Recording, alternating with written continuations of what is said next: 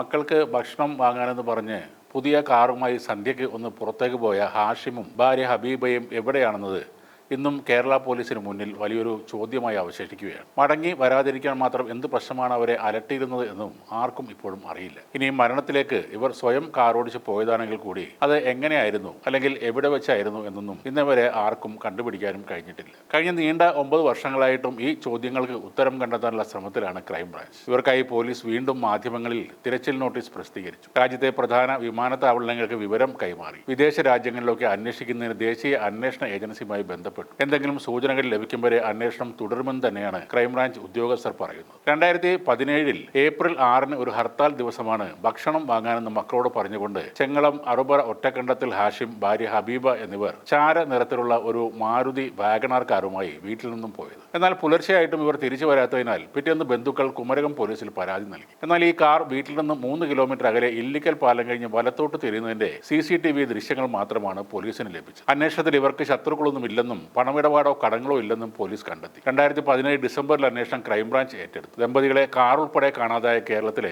ആദ്യത്തെ കേസ് കൂടിയാണ്. രണ്ടുപേരുടെയും ഫോണുകൾ വീട്ടിൽ വെച്ചാണ് ഇവർ പുറത്തുപോയത്. ഈ ഫോണിലേക്ക് വാട്സാപ്പിലും SMS-ലും ഒരു വർഷത്തിനിടെ വന്ന എല്ലാ സന്ദേശങ്ങളും പോലീസ് പരിശോധിച്ചു. കോട്ടയത്തിന്റെ 30 കിലോമീറ്റർ ചുറ്റളവിലുള്ള എല്ലാ ജലാശയങ്ങളിലും ചങ്ങനാശ്ശേരി AC കനാലിലും തണ്ണീർമുക്കം ബണ്ടിലും പലതവണ പരിശോധന നടത്തി. ജില്ലയിലെ പാറമടകൾ, ഇടുക്കിയിലെ കൊക്കകൾ, വനങ്ങൾ എന്നിവിടങ്ങളിലും തെരഞ്ഞു നോക്കി. കേരളത്തിലെയും തമിഴ്നാട്ടിലെയും ചെക്ക് പോസ്റ്റുകൾ, പ്രധാന ജംഗ്ഷനുകൾ, ടോൾ പിരിക്കുന്ന കേന്ദ്രങ്ങൾ ഉൾപ്പെടെ 300 കേന്ദ്രങ്ങളിലെ CCTV ദൃശ്യങ്ങൾ പോലീസ് പരിശോധിക്കുകയും ചെയ്തിരുന്നു. തെക്കേ ഇന്ത്യയിലെ എല്ലാ മെഡിക്കൽ കോളേജുകളിലും സർക്കാർ ആശുപത്രികളിലും അന്വേഷണം നടത്തി. ഇവർക്ക് തീർത്ഥാടനത്തിന് പോകുന്ന ഒരു പതിവുണ്ടായിരുന്നതിനാൽ രാജ്യത്തെ പ്രധാന തീർത്ഥാടന കേന്ദ്രങ്ങളിലും പരിശോധന നടത്തി. രാജസ്ഥാനിലെ അജ്മീറിൽ ഇവരെ കണ്ടെന്ന ഒരു വിവരം ലഭിച്ചതിനെ തുടർന്ന് അന്വേഷണ സംഘം അവിടെയും പോയി. അവിടെ എത്തി എല്ലായിടത്തും അരിച്ചു പെറുക്കിയെങ്കിലും ഒരു തുമ്പും കിട്ടിയില്ല. കാണാതാകുന്നതിന് മുൻപുള്ള ഇവരുടെ ചില നീക്കങ്ങൾ ഇവർ സ്വയം ജീവൻ ഒടുക്കുമെന്ന സൂചന ഉണ്ടായിരുന്നതായി ക്രൈംബ്രാഞ്ച് സംശയിച്ചിരുന്നു. അതുകൊണ്ടാണ് ജലാശയങ്ങളിൽ പ്രധാനമായും അവർ തെരച്ചിൽ നടത്തിയത്. കാണാതാകുന്നതിന്റെ തലേ ദിവസം ഹാഷിം ഉയർന്ന പ്രദേശങ്ങളിലും കുളങ്ങൾ ഉള്ള സ്ഥലങ്ങളിലും ചുറ്റിക്കറങ്ങിയതായി ക്രൈംബ്രാഞ്ചിന് വിവരം ലഭിച്ചിരുന്നു. അതാണ് അത്തരമൊരു സംശയം ഉണ്ടാകാൻ കാരണം. അന്വേഷണത്തിൽ പുരോഗതി ഇല്ലെന്ന് കണ്ട അബ്ദുൽ ഖാദർ അന്നത്തെ മുഖ്യമന്ത്രി പിണറായി വിജയന് പരാതി നൽകി. തുടർന്ന് അന്വേഷണം ക്രൈംബ്രാഞ്ച് ഏറ്റെടുത്തു. പുതിയ 40 അംഗ സംഘത്തെയും നിയോഗിച്ചു. ജലാശയങ്ങളിൽ സ്കാനർ ഉപയോഗിച്ച് പരിശോധന നടത്തുന്നതിന്